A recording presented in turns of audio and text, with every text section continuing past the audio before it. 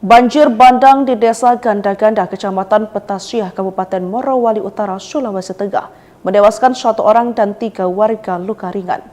Peristiwa itu terjadi setelah hujan deras mengguyur wilayah tersebut sejak siang hingga malam hari pada Jumat 3 Januari 2025. Banjir bandang merusak peralatan PT Surya Amindo Perkasa. Kepala Pelaksana BPBD Sulawesi Tengah saat dihubungi pada Sabtu 4 Januari 2025 mengatakan telah berkoordinasi dengan pihak terkait termasuk Badan Nasional Penanggulangan Bencana atau BNPB dan Kementerian Sosial guna mengantisipasi dampak lebih lanjut. BPBD masih mendata kebutuhan mendesak masyarakat terdampak.